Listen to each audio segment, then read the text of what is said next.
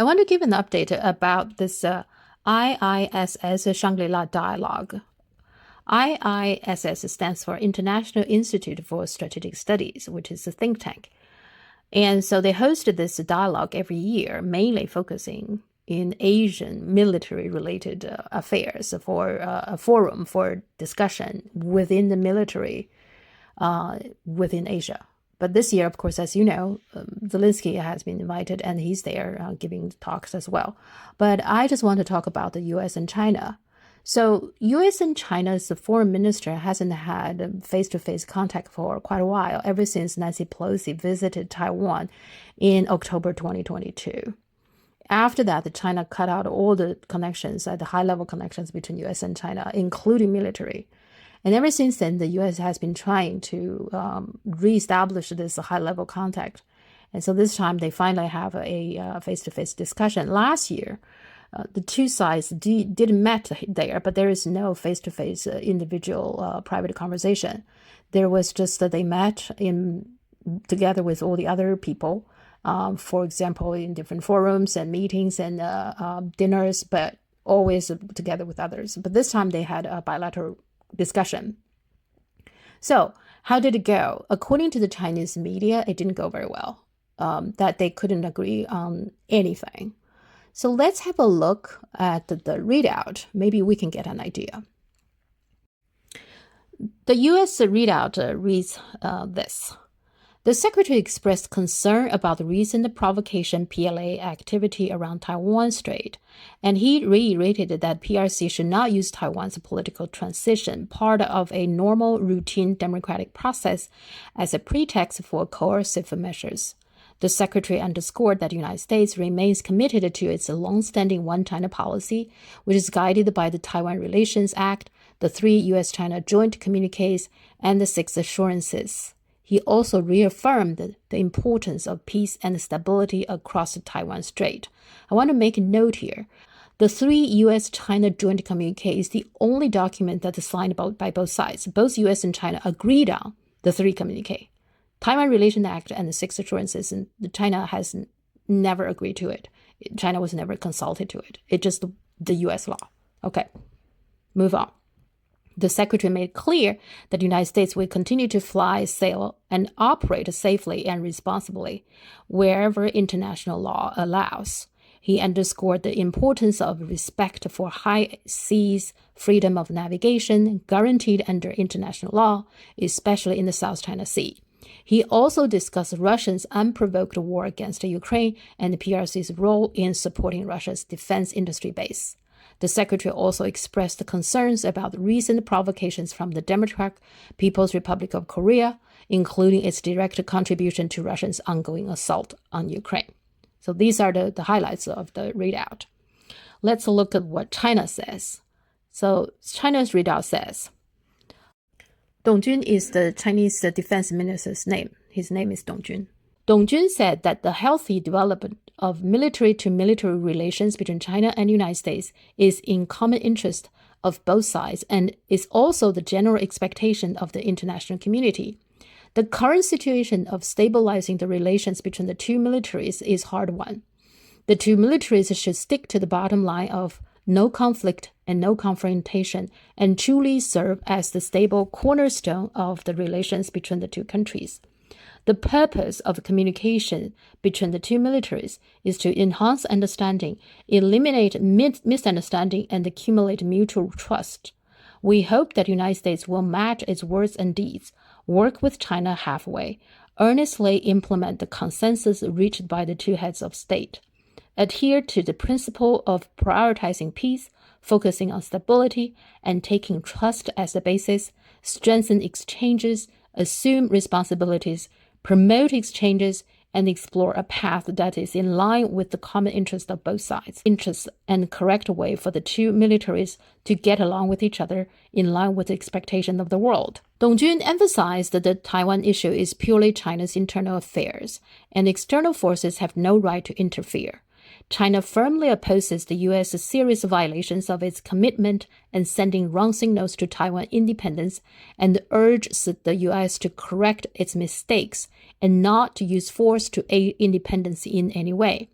On issues such as the Rian Reef, China's attitude and bottom line are clear. We insist on resolving differences through equal consultation, but we will never turn a blind eye to behaviors that intensify the provocations. Now, here the Rian Reef is a tiny island that is the dispute between China and the Philippines. And the U.S. has been pushing the Philippines to make a big provocation act there around the Rian Reef. So just so you know, some background. And now, as you can see, basically what the two sides are saying, they cannot agree on just about anything. The only thing they agreed is to continue the dialogue and discussion and communication. Because for China, the issue, of course, is Taiwan. The South China Sea actually is not as important, although that could be a problem too. But in general, what the China really emphasized is the one China policy, and China perceived the U.S. has been constantly violating whatever the agreement they have, including the three communique, including the promises made by Joe Biden multiple times. The U.S. has not been fulfilled its promises, and its action is very provocative because they keep on providing arms to Taiwan, and also in recent months, in particular, have been sending trainers, including soldiers and different military personnel to Taiwan to supposedly train the people, the Taiwan soldiers, which China sees as extremely provocative. So that is where China has difficulties to work with the United States. Now, from the U.S. readout, it seems like Austin also pointed out that China's support for Russia is something that they would want to see China stop doing. But of course, China will not promise any of that. China already made up in mind. Plus, this is not how you ask anybody for help when you are poking China in the eyes about the Taiwan issue. In the meantime, ask China to stop working with Russia. It's just not going to happen. With that, it is very hard to see how they can get any agreement. But in general, I guess it's a good thing that they still met and talked and communicated and agreed to continue the communication. So that's the overall about what happened in Shangri-La between U.S. and China defense ministers. I just want to put this part of the Chinese defense minister Dong Jun's speech at the Shangri-La Dialogue, so to give you some idea. Ladies and gentlemen, friends, in today's turbulent world, people of all countries have a stronger desire for peace and development. Decades of peace and prosperity in Asia-Pacific and the remarkable Asia-Pacific miracle have injected a strong impetus into world development and served as an anchor for global security. It has taught us a lot of things. People in the Asia-Pacific are committed to harmony and peace. For thousands of years, countries with different cultures, religions, ethnic groups, and social systems have lived in a close community. Exchanges and mutual learning among countries has created a culture of harmonious coexistence. In modern times, most countries in Asia-Pacific suffered from aggression and oppression committed by imperialism and colonialism. With a shared memory of devastating wars and turbulence, our people cherish peace more than anything else. Despite problems and differences that have occurred from time to time, dialogue and consultation have always been our favorite choice for resolving differences and disagreements. The 5 principles of peaceful coexistence, initiated by China and other regional countries 7 years ago, remains highly relevant today as a fundamental norm governing state-to-state relations. And safeguarding peace and stability in our region is an important mission for us militaries in Asia-Pacific countries. People in Asia-Pacific are independent and self-reliant. The majority of countries in our region gained independence only after going through hard struggles and making great sacrifices. Therefore, we place great value on independence. And our people are against any attempt to turn our countries into vassal states or draw us into bloc confrontations. We hope to live in an equal and orderly multipolar world. In the course of pursuing development and national renewal, we have chosen social systems and paths suited to our respective national conditions. We have taken independent foreign and defense policies and achieved development and progress with our dedicated efforts. Our people have firmly rejected infiltration, sabotage, and coercion by outside forces. We, countries in the Asia-Pacific, have the ability and confidence to resolve issues in our region. Our people despise those who attempt to bolster themselves by taking orders from hegemonic powers. We're confident that some countercurrents in one area or another can never block the overriding trend of our times. We, the militaries of countries in our region, will always serve as a pillar for boosting our independence and self-development. People in the Asia-Pacific have always supported each other through thick and thin. Being close neighbors bound together by mountains and waters and common interests, the Asia-Pacific countries are naturally a community with a shared future. We have worked in solidarity to resist aggression, fight disasters, and pursue development. We wish each other well as neighbors, just as members of a family do to each other. In the face of common security challenges, no country can stay unaffected. And there is no such thing as absolute security or exclusive security. Regional countries have a fine tradition of reaching out to neighbors who are in need. Despite twists and turns in the past decades, the pursuit of common development and win-win cooperation has remained the prevailing trend.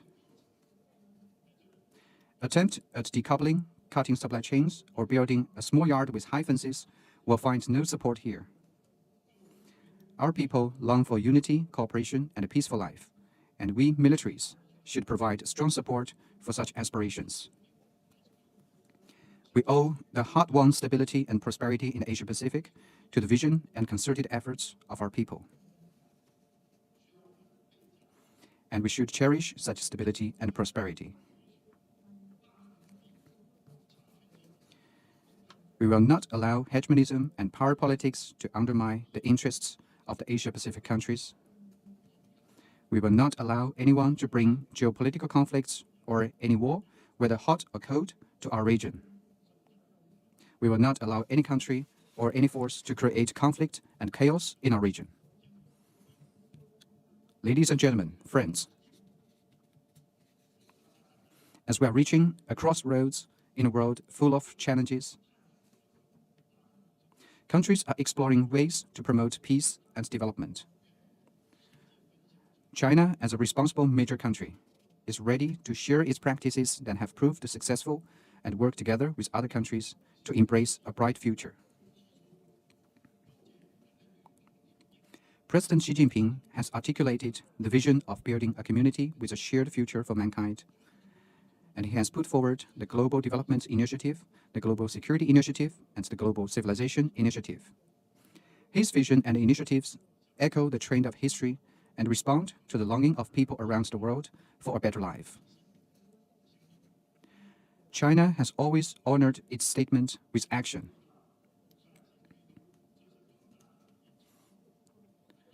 The Chinese military stands ready to work with other counterparts to pursue these major initiatives in the Asia-Pacific to deliver more benefits to our people. This is consistent with China's defense policy and guidelines. First, we value peace and harmony. China's strategic culture is anchored on universal love and non-aggression. Ever since the founding of the People's Republic of China more than 70 years ago, we have pursued a national defense policy that is defensive in nature. Peaceful development is an integral part of China's constitution and represents the commitment of the Chinese state. Since the launch of reform and opening up, China has cut the number of its military personnel by over 4 million. This is a solid step which honored our commitment of never seeking hegemony or expansion. China's nuclear policy is a highly stable, consistent, and predictable one. despite once being subject to nuclear blackmail and threat. China is committed to a nuclear policy of no first use of nuclear weapons at any time and under any circumstances, and not using or threatening to use nuclear weapons against the non-nuclear weapon states or nuclear weapon-free zones unconditionally.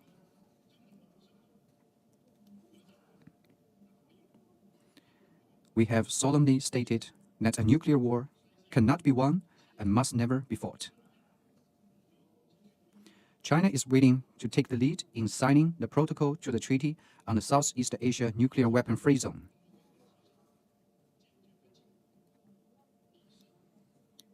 We advocate settlement of disputes through dialogue and consultation, and despise the law of the jungle. When addressing border and maritime disputes, we have never provoked incidents or easily resorted to the use of force. We have worked with ASEAN countries to implement the Declaration on the Conduct of Parties in the South China Sea, the DOC, and accelerate consultations on the Code of Conduct, the COC, in the South China Sea, and have maintained peace and tranquility in our region. Second, we're committed to pursuing common security. China champions a vision of common, comprehensive, cooperative, and sustainable security.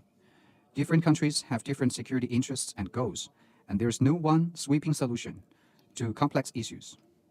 What we need is solidarity. Seeking bloc confrontation can only exacerbate tension and provoke war and conflict. On the Ukraine crisis, China has been promoting peace talks with a responsible attitude. We have never provided weapons to either party of the conflict. We have put strict control on the export of dual-use items and have never done anything to fan the flames. We stand firmly on the side of peace and dialogue.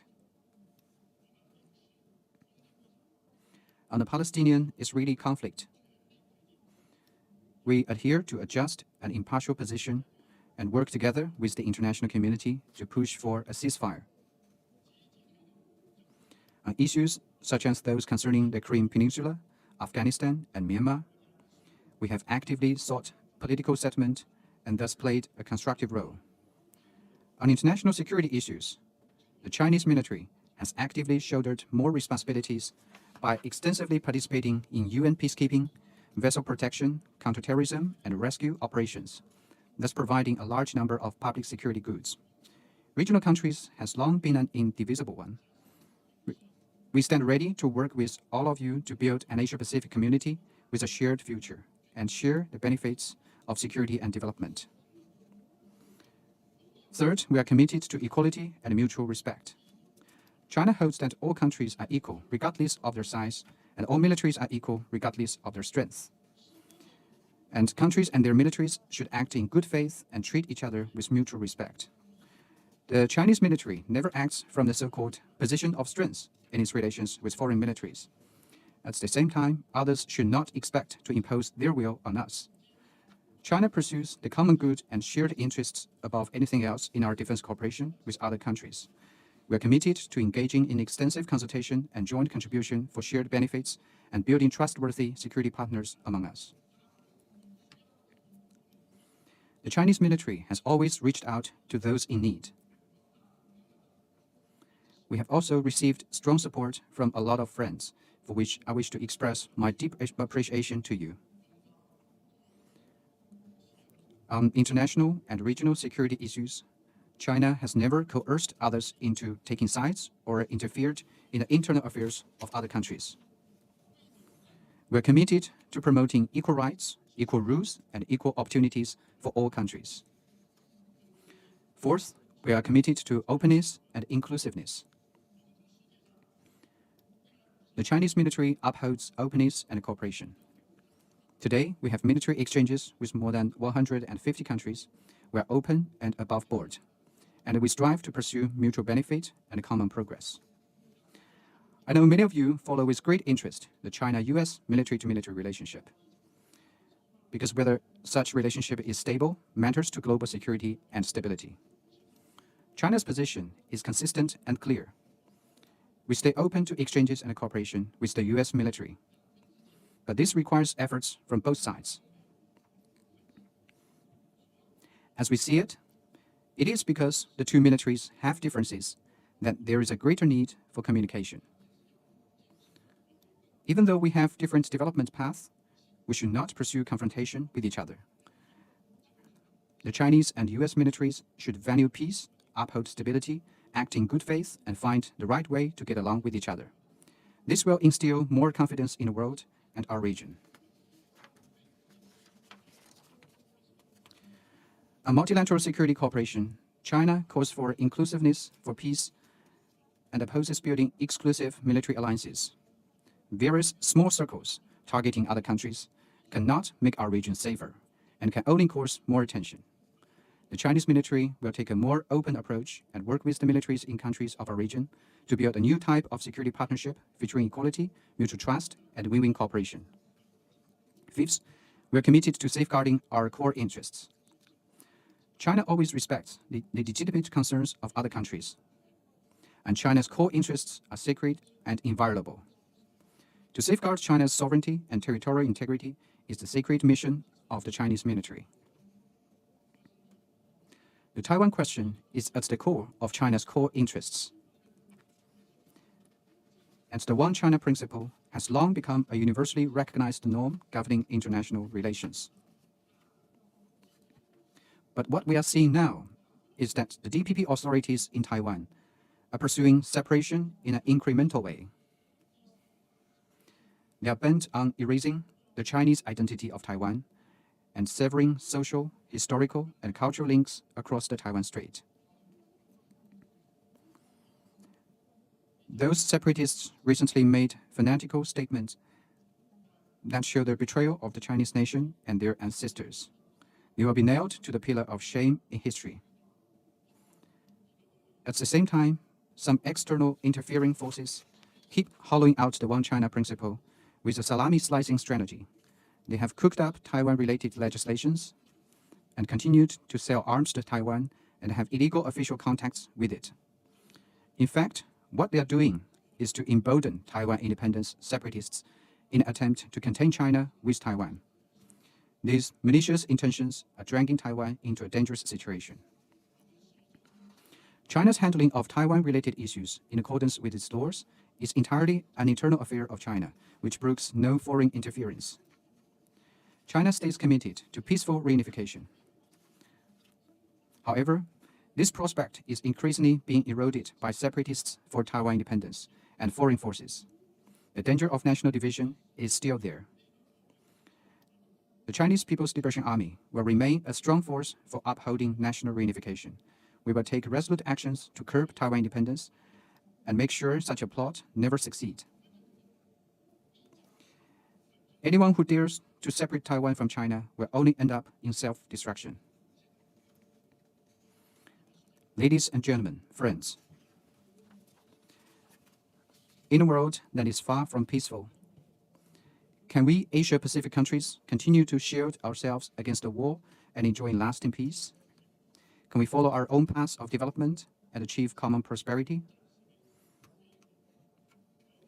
Can we reject the Cold War mentality and maintain our big and harmonious family?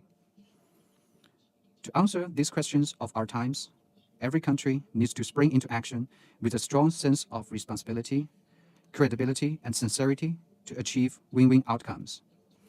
Amid the profound changes, we need to build a framework of regional security cooperation that is open, transparent, and based on equality, one that features equal participation and friendly exchanges and is free from bloc confrontation.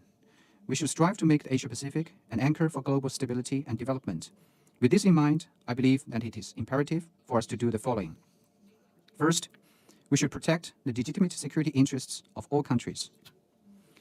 One of the deep-rooted causes of the ongoing wars and conflicts is that the security concerns of some countries have long been ignored. What this tells us is that the security interests of all countries should be upheld and their legitimate concerns addressed. China supports countries in our region in pursuing strategic autonomy and keeping their security firmly in their own hands. We will, as always, uphold fairness and justice for other developing countries and create more opportunities for them to engage in security governance on an equal basis. China will endeavor to build the Beijing-Shanshan Forum, the China-Africa Peace and Security Forum, the Middle East Security Forum, and the China-Latin America and the Caribbean States Defense Forum into platforms for addressing the interests of different parties and enhancing security cooperation.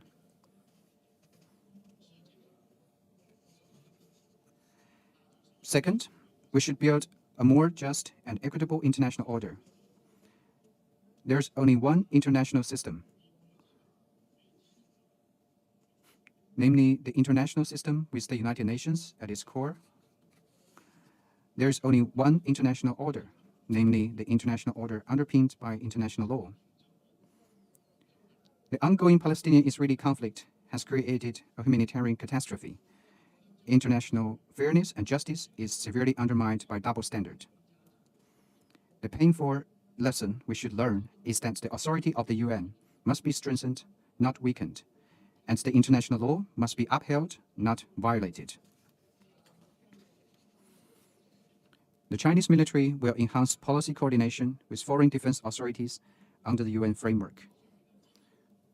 We will make greater contributions to UN peacekeeping, build high-standard standby forces, and dispatch new types of forces for peacekeeping. Regarding the disputes on the sovereignty over islands and reefs and maritime rights and interests, I want to say that the authority of international law is based on the principles of respecting facts and upholding justice. On behaviors of fabricating historic facts, spreading false narratives, attempting to enforce the illegal arbitration award, and confusing right with wrong,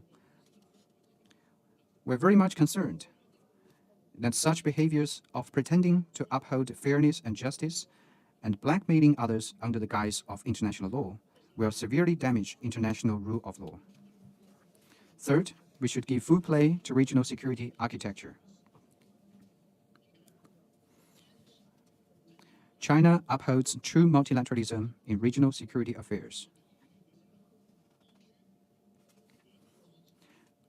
The ASEAN-centered architecture for regional security cooperation is widely recognized as a viable and effective one.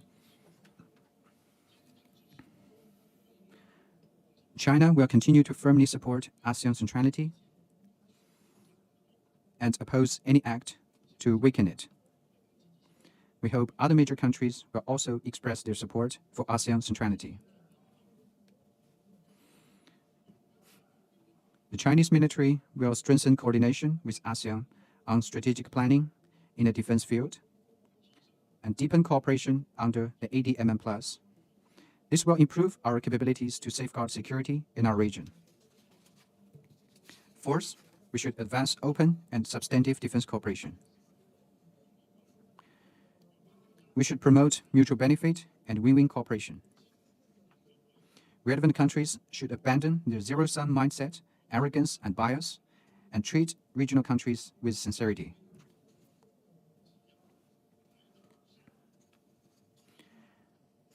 The Chinese military welcomes cooperation with the militaries of all other countries which have sincerity and goodwill towards us. We will make further efforts for openness and cooperation. For countries with which we have engaged in cooperation, we will deepen and expand our cooperation with them on joint exercises and training, equipment and technology, and logistic support, so as to improve the performance of such cooperation.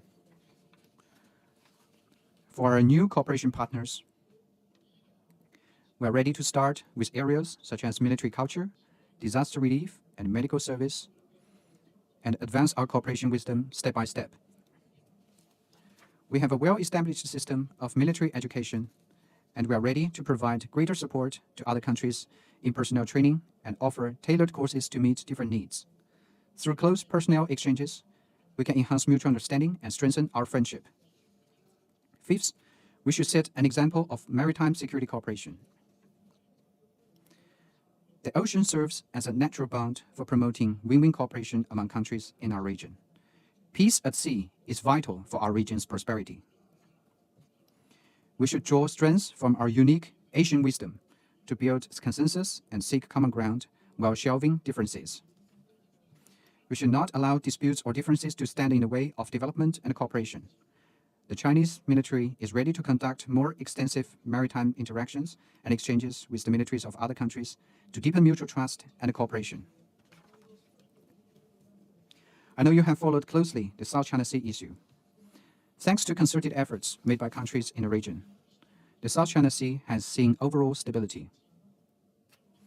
However, a certain country, emboldened by outside powers, have broken bilateral agreements and its own promises, made premeditated provocations, and created false scenario to mislead the public. Moreover, it has ignored the overall interests of our region and violated the ASEAN Charter by allowing an outside country to deploy a mid-range missile system. This act will endanger the security and stability of our region, and it will eventually backfire. I'm sure that the international community is clear-eyed about this. China has exercised great restraint in the face of such infringements and provocations. But there is a limit to our restraint. We hope this country could see where its true interests lie, return to the right track of dialogue and consultation, and work with other countries in the region to make the South China Sea a sea of peace, friendship, and cooperation. 6, we should strengthen security governance in emerging areas. Emerging areas should create new opportunities for promoting common development for mankind, rather than becoming a new ground of arms race. In the face of security and development challenges in emerging areas, countries should jointly respond to them early, and we should share the benefits created by new technologies. We should reject the behaviors of overstretching the concept of national security and preventing other countries' technology development by imposing technology blockade. Major countries should set an example in this regard. China stays committed to peace, development, inclusiveness, and shared governance. It will actively pursue the Global Initiative on Data Security and the Global AI Governance Initiative. We will engage in extensive security dialogues in emerging areas with other countries and jointly establish rules of governance that fully meets developing countries' interests and deliver benefits of new technologies to all. Ladies and gentlemen, the trend of our times towards peace and development is surging ahead and unstoppable. The Chinese military stands ready to work with the militaries around the world to deepen security cooperation and make greater contributions to booster common prosperity and enduring peace in the Asia Pacific. Thank you. The next episode, I will give you an update about there is a discussion with all the Arab countries, ministerial level meeting in China as well, and I'll give you some update in that area.